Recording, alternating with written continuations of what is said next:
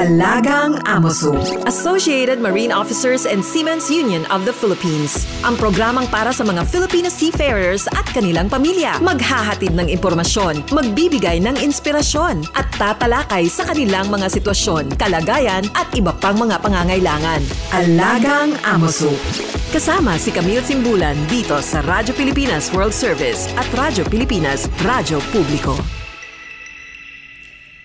Magandang araw, pagbati po, and welcome po muli sa Alagang Amosup, ang serbisyo publiko sa radyong hatid ng Associated Marine Officers and Seamen's Union of the Philippines o Amosup at ng Radyo Pilipinas World Service. Sa programang ito ay pinag-uusapan natin ang iba't ibang programs and welfare services ng Amosup para sa mga miyembro at dependents ng ating union. Tinatalakay din po natin dito ang mga napapanahong issue tungkol sa mga karapatan at kapakanan ng mga magigiting nating Filipino seafarers or sea-based overseas Filipino workers. Ang Alagang Amosup ay napapakinggan din po sa flagship station ng Radyo Pilipinas Radyo Publiko, 738 kHz, tuwing linggo alas 7 hanggang alas 7:30 ng gabi.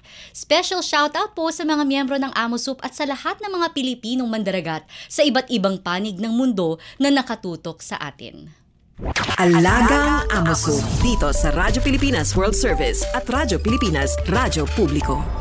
Okay, just a quick recap. Last week po ay pinag-usapan naman natin ng International Day for Women in Maritime 2025, an ocean of opportunities for women. At nakasama po natin sa ating programa ang mga babaeng kadete from the Maritime Academy of Asia and the Pacific or MAAP. Yan po yung training and education arm ng Amosup. Ang ating institusyon po ay nasa Bataan.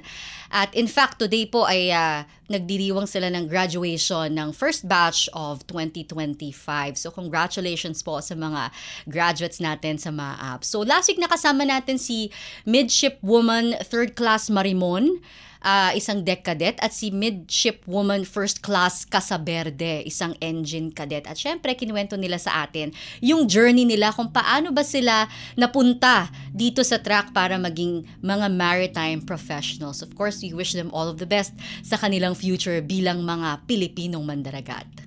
Ang ating special guest ngayong araw ay si Attorney Leonard Constantine C. Serrano or Attorney Leng. Mula po siya sa Department of Labor and Employment. Ang pag-uusapan po natin ngayong araw ay ang recent amendments to the Maritime Labor Convention 2006 as agreed during the 5th Special Tripartite Committee meeting in Geneva at the ILO headquarters. So, si Attorney Leng is currently serving as one of the assistant secretaries under the Department of Labor and Employment. His work as a public officer mainly revolves around concerns on labor relations, policy and international affairs, and regional operations. He has also been representing the department as a member of the board in various government agencies, namely the Civil Aeronautics Board, National Intelligence Board, Civil Aviation Authority of the Philippines, Pag-ibig Fund Board of Trustees, and Land Bank of the Philippines. As a lawyer, Attorney Leng has extensive practice and litigation experience, particularly in the field of labor law. Before entering DOLE, he has established his own law firm, the Serrano Law Office. So, welcome po to Alagang Amosup, Asek Leng. Salamat, Camille. Magandang hapon po sa inyo at magandang hapon sa mga tagapakinig at tumatangkilik sa inyong programa. Okay, salamat po sa papaunlak sa aming imbitasyon sa araw na to. Of course, it's our pleasure po to be here. Mm-hmm. Si Asek Leng po, laging present po yan kapag meron tayong mga activity sa Amosup together with the Department of Labor and Employment. Siyempre, shoutout din kay Sec Benny Laguesma. Yes, okay. So, simulan na po natin bilang limitado rin po yung oras natin. So, ang talakayan po natin, gaya po nang na-mention ko, tungkol sa mga amendments po sa Maritime Labor Convention. Ito po yung ikalima na Special Tripartite Committee meeting. So, para po sa mga tagapakinig natin, lalo na yung mga bago pa lang sa maritime industry, na mga bagong seafarers, ano po ba yung tinatawag natin na Maritime Labor Convention o MLC 2006? At ano po yung papel ng DOLE sa pagpapatupad nito? Ang Maritime Labor Convention 2006 ay isa pong multilateral agreement o kasunduan kasamang iba't ibang mga member states ng International Labour Organization. Dito ho nakasaad at nakasulat ang mga karapatan ng mga manggagawa at tulad na lang ng mga angkop na wages o sahod na dapat ibigay sa kanila, mga leaves at hours of work, entitlement to repatriation among others, at of course ang pinaka-importante siguro nakasaad dito na ang mga nararapat para magkaroon ng safe and decent living and working condition at work ang mga seafarers.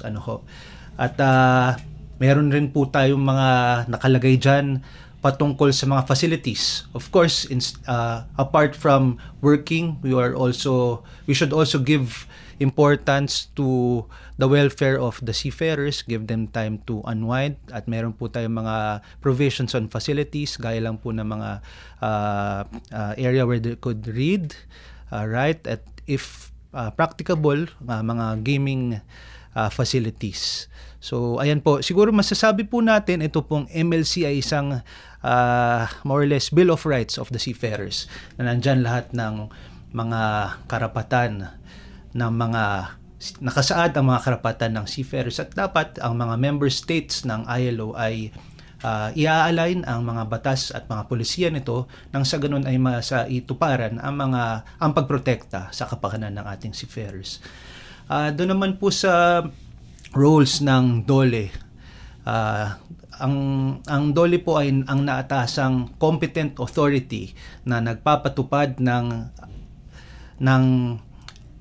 tumitingin na ang mga karapatan ng mga seafarers, ang minimum labor standards at ang safe occupational safety and health nila ay at all times na nasusunod sa barko, at atin din tinitignan na ang mga international agreements, conventions or treaties, gaya na lamang na nasabi nating Maritime Labor Convention, ay na-incorporate natin sa ating mga rules, regulations and policies and even local laws sa ating bansa, nang sa ganun the rights of the workers are protected, and not just written in our policies and laws but actually implemented in law and in practice. Okay.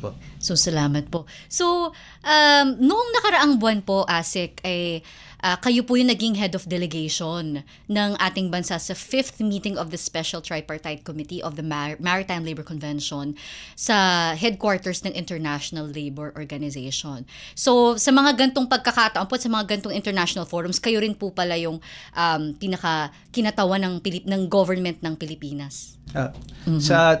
Ngayon po ako po ang naturing na head of delegation sapagkat ito po ay convention sa ILO na ang DOLE po ang nagre-represent. At tama po, nagkaroon po tayo ng pagkakataon na makasama sa 5th meeting of the STC of MLC. Pwede niyo po bang i-share sa amin kung ano po yung mga ibinahagi nyo sa naging pahayag nyo? Kasi parang nag-opening speech po kayo doon sa Special Tripartite Committee meeting. So ano po yung shinare nyo doon sa committee meeting? Well, ang ating nabanggit dito, of course, first we recognized ang importance na patuloy ang pagtitingin kung ang MLC provisions ay still responsive to the evolving labor landscape and the emerging global challenges. Dahil nakikita po natin dapat po ang provisions ng MLC ay talaga nakakatulong sa ating mga seafarers at sa international maritime operation. Kaya nagkakaroon nga tayo ng STC o Special Tripartite Committee, kung saan ang composition ng komite ay tinitingnan, pinag-uusapan kung ano ba naangkop at ano ba mga provision na kailangan baguhin. Of course, nakita rin natin, we manifested the importance, ang ambag ng Pilipinas, ang mga seafarers natin, Filipino seafarers, that as of 2023, based on the numbers, malaki po ang numero ng ating Filipino seafarers. The Philippines is home to 1.23 million seafarers, and it comprises more or less 25% of the global seafaring workforce. At syempre, ito lang po ay isang testamento ng ating mga seafarers na magagaling.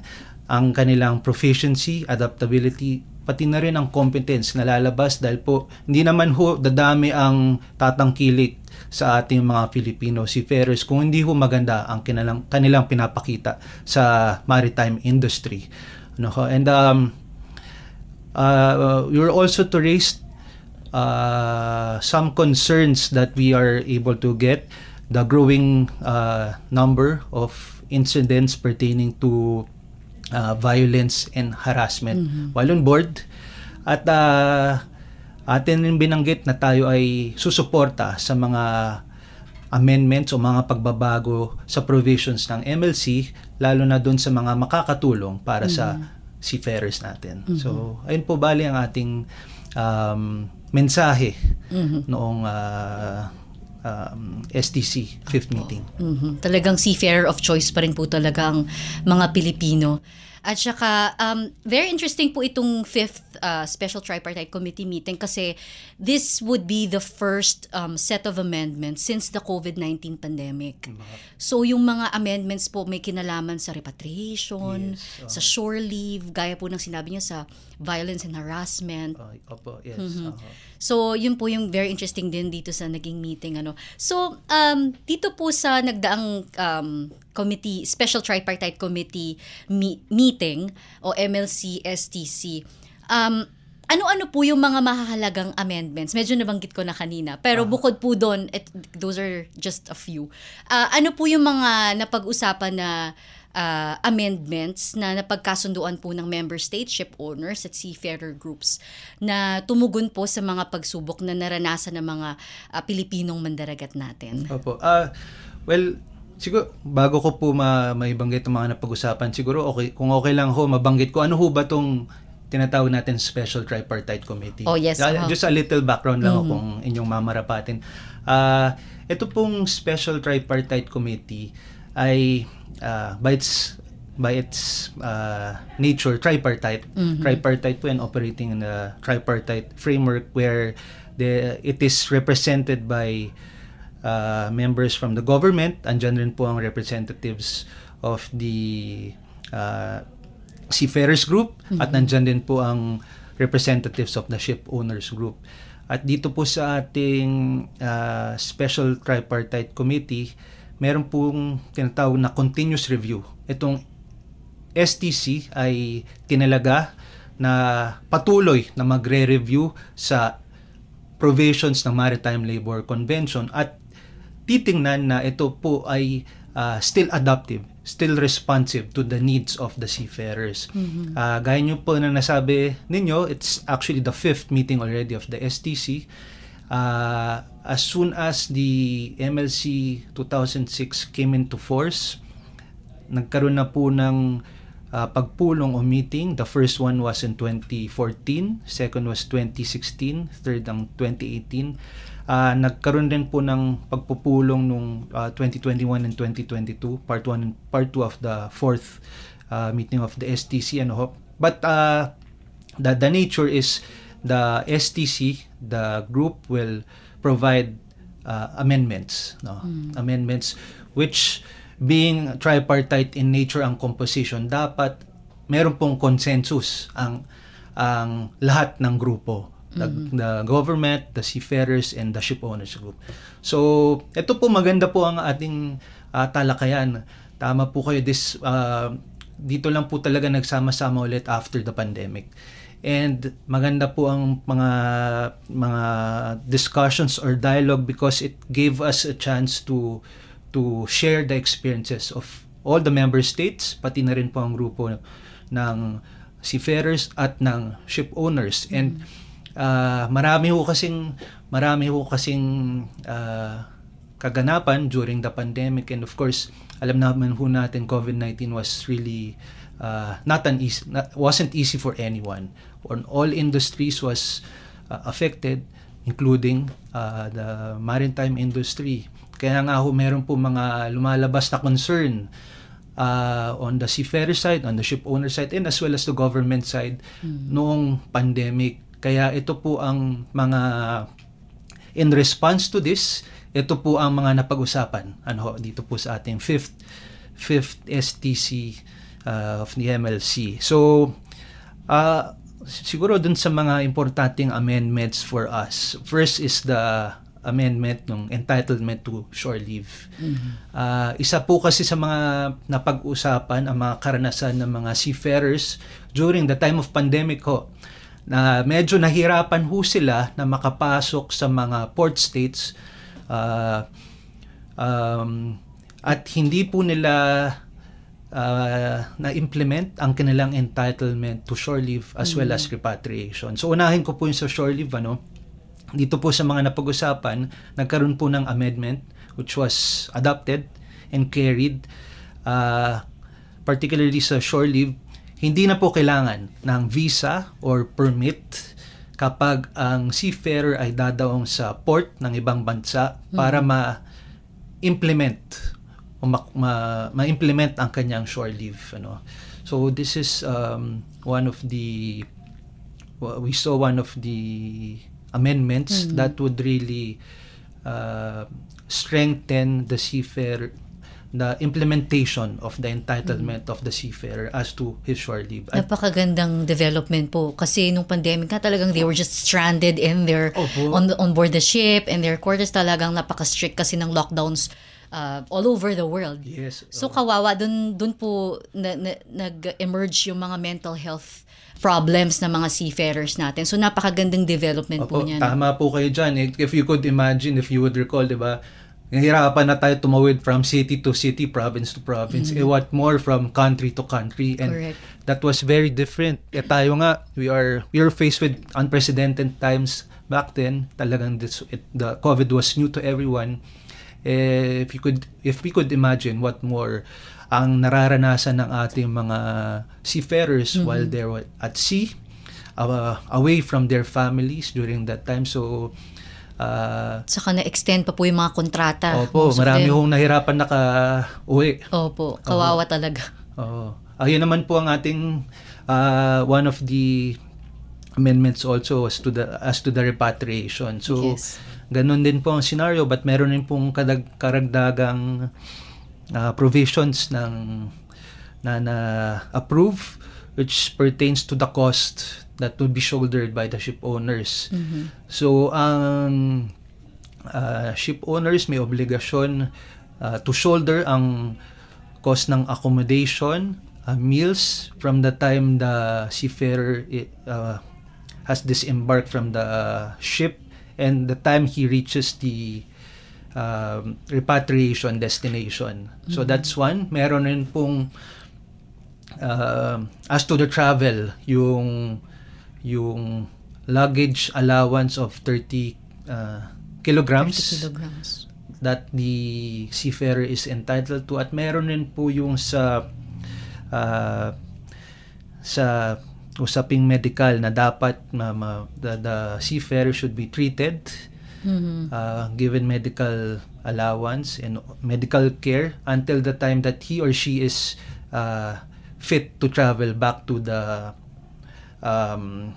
repatriation destination. So those are a few of the amendments. And of course yung that it is without discrimination dapat ang implementation na ito. So that's another maganda rin po yun kasi yung observation natin during the pandemic, marami pong mga inabandona ng mga kumpanya na hindi nila alam anong gagawin nila kasi hindi rin naman ho natin masisisi dahil nga gaya ng nasabi po natin, it was really unprecedented. Yes. Hindi ho natin alam I would recall back then, hindi naman lang tayo makalabas na ating gate ng barangay dahil sa takot. No? Opo. So ano po talaga, but ayun ho, ito po ang mga pagkakataon, itong STC naman ay mechanism to address those issues and concerns, ayun nga, to be able to be responsive. Siguro if I may share po, meron din po tayo mga ayun po, nabanggit yung sa violence and harassment, no? So meron po tayong provision that pertains to the prevention and elimination of shipboard violence and harassment, which includes sexual harassment, bullying, Sexual assault. and sexual assault. Yes, correct. Correct po kayo dyan. At sa provisions rin po ng mga amendments po, makikita rin po ang definition of harassment and violence. And the definition was actually adopted from ILO Convention 190. Opo, ito pong ILO Convention 190 pertains to violence and harassment in the world of work, ano? And it was actually ratified by the Philippines. Opo, noong 2024. So that time we are the 37th member state to ratify. So okay naman po maganda po na naisama itong definition ng violence and harassment dito po sa ating MLC. Dahil syempre kahit naman po nandiyan ng ILO Convention 190, mas maganda po na maisama itong definition na ito para makita po ang kabuuan ang nakapaloob na po ito sa provisions of MLC, notwithstanding that it was adopted or lifted from the Convention 190, ano. Meron din po isa, we were able to include an amendment sa provisions ng MLC pertaining to the appropriateness and sufficiency of menstrual hygiene products for women on board. Opo, at ito po ang pag-recognize natin at pagrespeto natin sa mga kababayang mandaragat. So we are proud of this because actually this provision originated from the Philippines, and it wasn't revised, and we were able to include it in the amendments. So yan, masaya po tayo dyan. Finally, isa rin po sa mga importante ng mga napag-usapan at na-adopt and approve sa STC ay ang usapin sa international cooperation. Alam niyo, bilang labor supplying state, we have an obligation to our people, to the Filipino seafarers. Unfortunately, based on experience, there are times, meron po mga pagkakataon na tayo po ang huling nakakalaman na mga nangyayari tungkol sa ating mga seafarers. Kunwari, as example, kunwari meron po mga violence, kunwari, or harassment na nangyari while at work. Hindi po natin nalalaman unless meron na po nagrereklamo sa atin paminsan nakapamilya o kapag nakauwi na ang mga seafarers. So yung importanteng mga impormasyon hindi po nare-relay agad sa... Usually po, based on discussions, usually po nagkakaroon lang ho ng coordination with the flag state or the port state and the ship owners. Hindi po nakakarating sa atin ang mga ganyang concern. And dito po sa ating discussions during the STC, minabuti natin na isama sa communication o notification ang labor supplying countries para naman ho, meron ho rin ho tayong magawang tulong or assistance in any kind or any form pag meron mga ganitong pagkakataon. Siyempre ho, hindi ho tayo makakapag-respond o makakapag-act hangga't hindi po natin nalalaman. So this was one of the things that we wanted to be incorporated sa ating sa amendments to the MLC. Ito po, at na-reflect naman po siya sa international cooperation. So yan nga po ay maganda, at least in the loop na kayo parate. Pag may mga incidents on board. Not just violence and harassment, even seafarer abandonment. Kasi po, di ba, there's a study by the ITF, International Transport Workers Federation, that there's an increase in the seafarer abandonment. And number 2 po yung mga Filipino seafarers sa list ng mga na-abandon. Tama po, opo. Nalalaman na lang ho natin yan months later. Nakauwi na o kayo nga kapag may nagreklama na ho, and it's already delayed. Any assistance should be prompt and immediate sana. So ayun po. So napakaganda pong malaman na yung mga ipinut forward nyo po ng mga amendments, ng mga proposals ay tinanggap po ng tripartite committee. Opo. If I may clarify, ma'am, ito naman po it is the Philippine delegations mga proposed amendments or responses during the discussions, and the Philippine government delegation is composed of not just of the Department of Labor and Employment, andiyan rin po ang ating mga kaibigan sa Department of Migrant Workers at of course Department of Foreign Affairs. And before we went to Geneva, the delegation also met with the concerned offices dito sa Manila para ma-raise nila ang kanilang concern and to discuss the overall approach of the Philippine government. So, tulong-tulong po ito from the government. Napakaganda po ng synergy ng iba-ibang ahensya sa ating gobyerno. And even dun po mismo sa tripartite committee meeting, maganda po yung mga naging diskusyon. Although medyo humahaba lang, minsan we start at 8:30 a.m. and end at like 10-11 p.m. Kasi kahit yung mga word po na gustong i-insert ng isang miyembro, like yung sa violence and harassment, member state wanted to include prohibit violence and harassment. Hindi ho nagkakaroon ng consensus. Yes. Very manipis ho ang ang pagpasok ng mga amendments, but fortunately we're able to get some. Kaya tayo po ay natuwa. Idagdag ko rin po, of course, nabanggit nyo nga yung ating pagpupulong doon sa ating MLC. Siyempre, malaking bagay rin po na kasama po ng government side of the Philippines ang mga representatives from the Seafarers Group na kayo po. Ang AMOSU po ay bahagi naman ng Seafarers Group. Yes, opo. At nandyan rin po siyempre ang representative from Philippines on the ship owners group, and I would recall every time there are some moments that we could huddle and discuss, tayo po yung nagpupulong at we discuss the issues and how we could move forward, having one side from the Philippines. Yes, we have a united front. Yes. If maalala nyo, ma'am, nabanggit nga natin, it's tripartism working, even in Geneva, not just in Manila. Not just in Manila. And it's very interesting po, na ma-witness mismo how the ship owners, the seafarers, and the governments are really working together just to champion really the rights of and welfare of seafarers all over the world. And of course, nangunguna pa rin tayo dyan.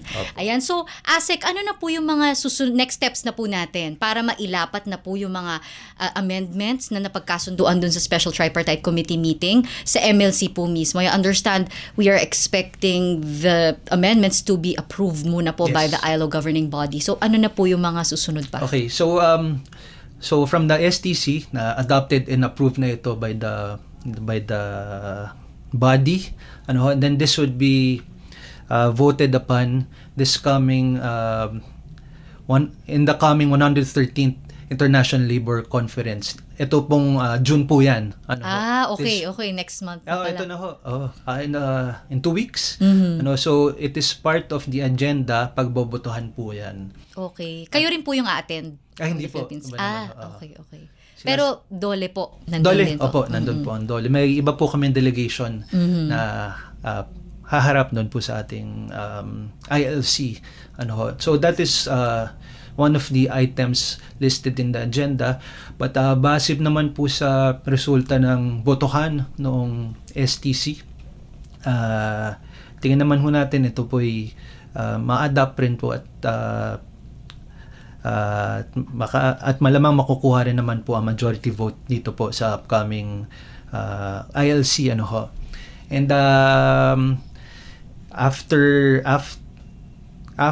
the voting, we will the amendments to the MLC will come into force. Ang tawag po dyan, entry into force, and then that could take for a couple of months and baka taon din ho. It depends sa response ng mga member states kung meron po magbibigay ng kanilang objection or comment dito po, and we will defer to how the ILO will facilitate, but that's the timeline. And then of course, when it would already come into force, ang tawag po natin dyan, tayo naman po dito sa gobyerno, mamarapatin natin na maikasama kaagad ito sa polisiya, sa rules, regulations, and even the local laws of the Philippines para talagang ma-implement kaagad itong mga provisions, amended provisions that are beneficial for our Filipino seafarers. Okay. So, Asek, masyado pong napakaganda ng ating diskusyon ngayong araw. Nabitin na po tayo sa oras, wrap up na tayo. So, sorry, last few words na lang po, mensahe natin sa mga Filipino seafarers natin, Asek. Okay, siguro tayo po ay nagpapasalamat sa ating mga Filipino seafarers dahil po sa kanilang competence, proficiency, adaptability. Nakikita po natin na lumalaki ang number ng Filipino seafarers. Patuloy na sumusuporta at tumatangkilik ang ibang member states, ship owners. At dahil po dito sa magandang serbisyo na napapakita ng ating Filipino seafarers, nasusuklian tayo na mas maraming oportunidad para makapagpadala, mas maraming Filipino seafarers ang makasama dito po sa maritime industry.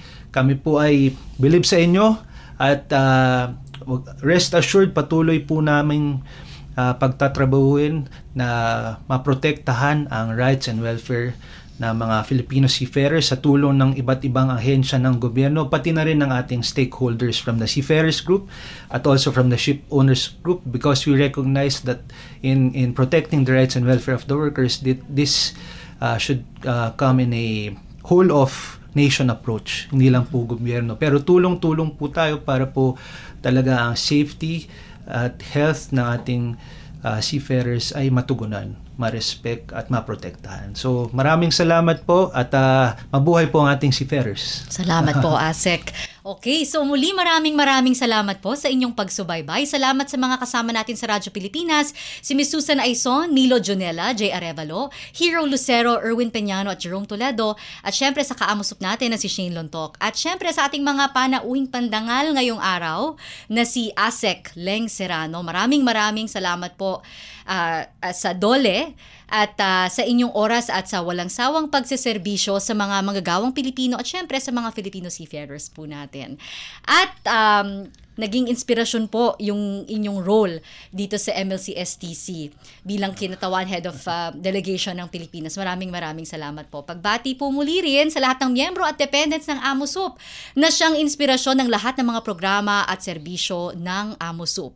At subaybayan din po natin ang Alagang AMOSUP sa Radyo Pilipinas World Service at Radyo Pilipinas Radyo Publiko 738 kHz tuwing linggo alas 7 hanggang alas 7:30 ng gabi. Ako po si Camille Simbulan at ito po ang Alagang AMOSUP. All aboard sa talakayan. Palalimin pa ang inyong kaalaman. Alagang AMOSUP dito sa Radyo Pilipinas World Service at Radyo Pilipinas Radyo Publiko.